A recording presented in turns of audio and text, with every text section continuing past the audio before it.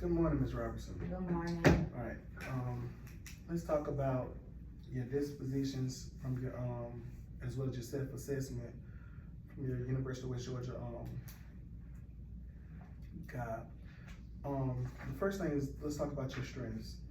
Okay. One of the things I noted, as well as with the self-assessment, how I rated you and how you rated yourself, was that when it came to, instructional, leadership, which is League Standards 1, you were really strong in that area. Out of, I think, 1, 2, 3, 4, 5, 6, 7, about 8 or 9 things I gave you, I think only 3 4s and the rest 5s.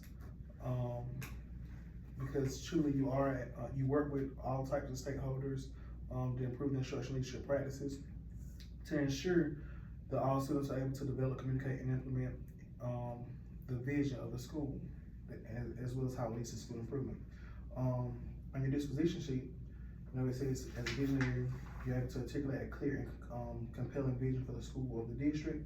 You rated yourself a 3, but I gave you a 4. That's something that you actually do extremely well by pushing the district's initiatives in every area. You might not realize it, but you really do a great job in that.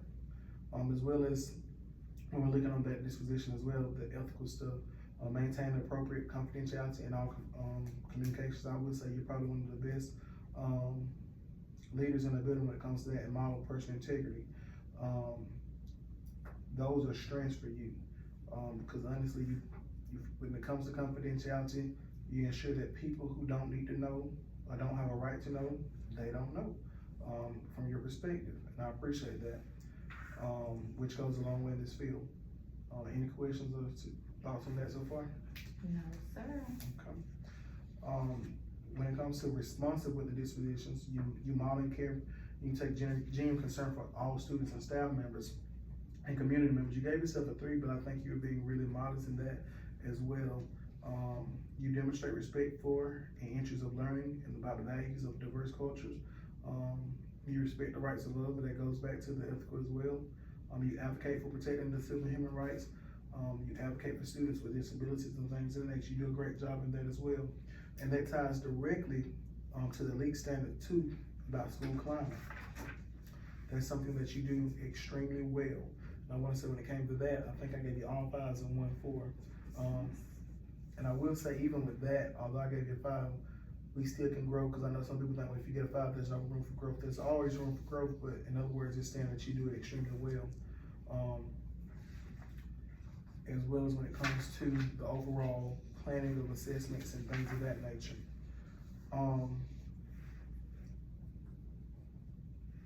Also, for reflective, I think I gave you 4s. Seeks to understand other people's priorities, values, and beliefs by actively listening to diverse points of view. And I think that's something that you do well. You try to make sure that all your stakeholders that you have to deal with, you try to make sure that they're valued, that you actually hear them out, and that they have a chance to provide feedback. Not saying that all of them provide feedback or insight, but you make sure they have a chance. You demonstrate sensitivities to the other's needs. I think you have a clear, established communication process that makes people safe. I know you're big in making sure that you follow up conversations with emails, just to ensure that there's no miscommunication, which goes a long way. You listen and you respond appropriately to criticism, or even critiques. I'm not gonna say criticism, but critiques and things of that nature. And I know firsthand that you take feedback into consideration when making decisions. And that also goes to, when it comes over to, I think it's the organizational management piece and things of that nature, where we're actually making sure that everything is taking place and transpiring like as it should, as far as stakeholder input and things of that nature. And it also goes directly to League Standard 7, which is professionalism, which is something that you do extremely well. What about my areas of growth? Because I have on here, I know you rated me all 4s, but like, and this also the discrepancies, my weaknesses in collaborative. Like, I rated myself 2s because I feel like I utilize my grade level lead, but I feel like I can do a better job at considering the team leads versus just that one grade level lead. That was one thing I was able to reflect on this past year. And I will say, I gave you a 4 because truth be told, you still, when it comes to all that, you still are a 4. Are there ways that we can improve? Yes. Considering the team leads instead of grade leads, it would get more people involved to make them feel like they have more of a voice, which would be beneficial. However, there's certain times that as we're grooming leaders, and this has been your first year in the AP role, and you're trying to groom the grade level lead first, we have to consider that as well. So that's why I consider that with my rating of you, because I know how you try to plan and go forward as far as incorporating everybody. And I also know that you allow them to quote unquote not just lead themselves, but amongst each other, build that camaraderie and that leadership skill. So that's why I rated you for that. And overall, even that collaborative area where it says value and utilize unique expertise of various staff and stakeholders, even though you utilize your grade level lead, one thing that you did was you leaned on everybody's expertise.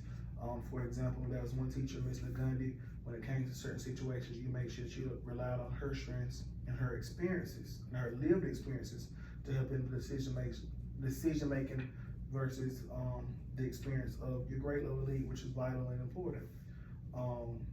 Also, for example, this is offer others active roles in making decisions about matters that affect them. There are several times throughout the year where if there was something that when it came to your grade level, instead of you just asking the team lead, you would ask all of the teachers or all of the students by doing various forms and surveys and things of that nature. So they still had an input and you were still collaborating with them. It may not have been verbally collaborating with them all the time, but they still had a chance to get their point across or to express their opinion. One thing I will say is, when it says under collaborative, when it says ensure structures and processes foster broad participation in decision making and models shared governance on mentoring others in leadership activities. That's about the mentoring others in leadership activities. That's something that we can look forward to doing.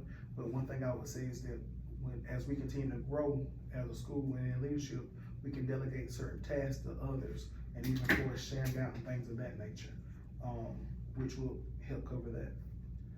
One thing I did say was when you said ensure processes foster broad participation. One thing that we can do to address that for next year, since you'll be taking on parent and family engagement in the activities that you have already planned out, when you ask for those stakeholder inputs, that automatically will increase your knowledge and your skill set there. Okay. So after all the ratings, now you gave me a lot of 4s and 5s. But looking at all of the ratings, 2 areas of growth to work on for this upcoming school year. The biggest one will be the collaborative. Okay. And I say that because as educators, we always have to collaborate. And we also got to pull others in, because the thing is, we have to make them feel included. Although we naturally include them, it's also about how they feel. So we have to make others feel included. The other one,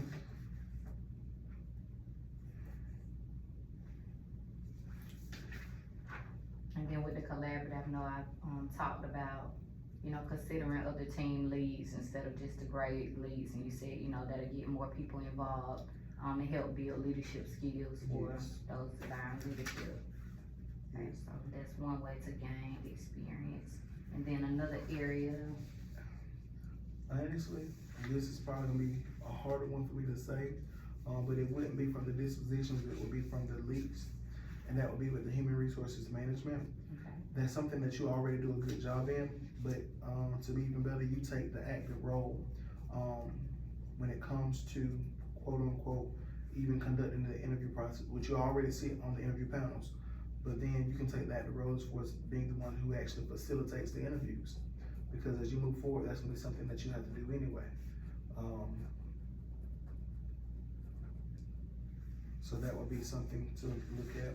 And although we typically only have to worry about, the interview process normally once a year, but that'll be something that can actually help, even if it's like, for example, revamping the questions that are asked and things of that nature. Selecting whether the staff members will serve on interview panels and things of that nature. And also supporting with the induction program for teachers.